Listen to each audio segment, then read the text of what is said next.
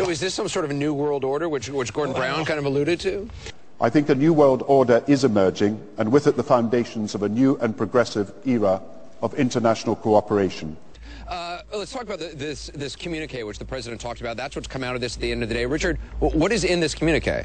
The communique is extremely long. It's very detailed. That's it? This is it, yeah, absolutely. It's some 10 pages worth. What it basically does is set out the framework for the future in terms of financial regulation. What will happen to the IMF, how much extra money is going to be given, trade imbalances, protectionist, anti-protectionist measures, and most important of all, of course, rewriting the financial rules. And does the Obama White House leave here tomorrow morning happy? They feel happy that this is a framework, but the key is it's only a framework. This does not have the force of law, this communique, obviously. These 20 leaders can't get together and just dictate to the entire world this is a new regulatory system. But what they hope is they can take the fact that there are principles here on executive pay, for example, saying that executive pay should be tied to performance, not to risk-taking. And then Secretary Geithner can go to Capitol Hill and say, look, most of the world, 85% of the world's economy has now gotten behind these principles. It's time to pass the regulations that the president wants. Is Congress going to respond just because these leaders said it? Not necessarily so, but they hope they get a little bit of momentum out of it.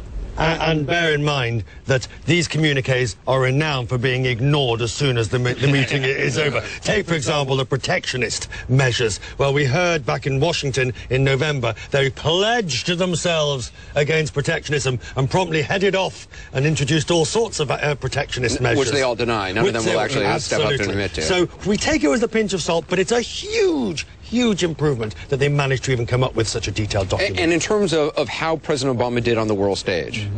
Certainly, he was able to rise to the occasion in some respects. We spoke last night about Russia. On the sidelines of this, beyond the financial crisis, he had a major breakthrough in terms of arms control. That's very important, obviously. In terms of the financial crisis, he was clearly able to hold his own. A lot of these leaders didn't want to spend this much money, $1.1 trillion. He was able to get that at the least. The details, not so much. He was not able to make this sort of the stimulative kind of spending he pushed for. But just getting here, getting 20 leaders together is obviously not easy, and he couldn't change the whole world in a couple of days. Richard, what happened to all those threats from France's president about storming out and about having a global regulator who was going to reach across borders and be able to deal with markets no matter what country they were in? Well, I might be alone on this, and Ed might not agree with me, but I think buried somewhere in here is the beginnings of a global regulator. Show me where. We may not, well, we may not see it this year, we may not see it next year, but they have opened up the idea of there being some form of other regulator across countries, and I think that's going to come So back. is this some sort of a new world order, which Gordon Brown kind of alluded to?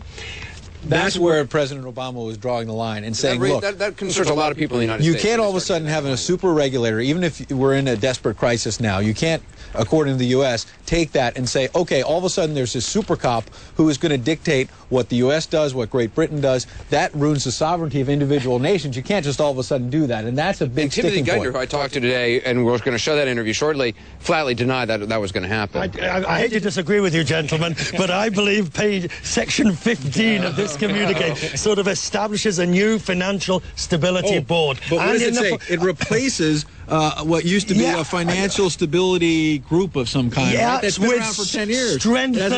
Strengthened mandate. This is all arcane diplomatic language. We'll see if it actually means anything coming down the pike. Ed Henry, thanks very much. Virtual Quest, stick around. A lot more to